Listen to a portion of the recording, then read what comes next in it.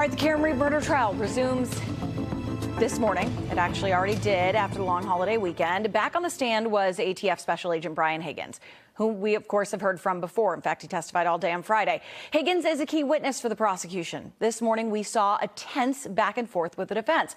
So let's go to NBC 10's Lauren Melendez live in the newsroom this morning to break it down for us. Lauren. Melody, so yes, as you mentioned, Brian Higgins returned to the stand today. It lasted about an hour, and he's the ATF agent who also characterizes himself as a John O'Keefe friend. And also most relevant to this case, he testified last week that he shared a kiss and even some flirty messages with Karen Reed in the weeks leading up to her boyfriend John O'Keefe's death. Now, back on the stand this morning, his testimony mostly focused on his cell phone, where those messages lived, but also many texts and phone calls between himself and the Canton police chief, along with Brian Albert, the homeowner. And he was questioned repeatedly about why he destroyed his phone, first saying it was just broken and old, then saying there was another issue. What, if anything else, was going on with reference to your personal phone that led you to want to get rid of it?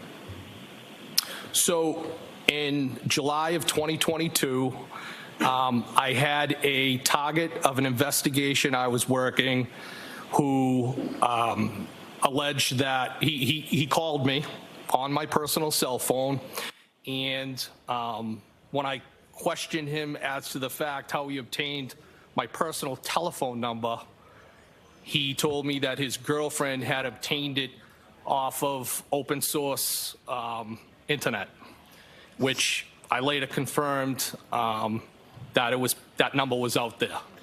So Higgins testified that issue happened in July, but the defense pushed back, saying that the timing is suspicious, and they added that it really wasn't until months later, in September, specifically 24 hours before a court order to keep his phone for evidence, that he chose to destroy everything. September 29th of 2022, you changed your phone number and got a new phone. And then September 30th, the next day, you were served with the preservation order, correct? I got the preservation order on the 30th. That's correct. So right now, two teens are on the stand. You will not see that. We're not going to be able to bring you that testimony because they are underage. But keep in mind, too, today is the only full day of testimony this week. In the newsroom this morning, I'm Lauren Melendez, NBC 10 Boston. All right, Lauren, thank you. And a reminder that we're carrying that testimony for you on our sister station, NECN, as well as NBCBoston.com, all of our streaming platforms as well. You can get a complete recap of what happened inside the courtroom with analysis each night, 7 o'clock only, right here on NBC Boston. That is during our Canton Confidential special.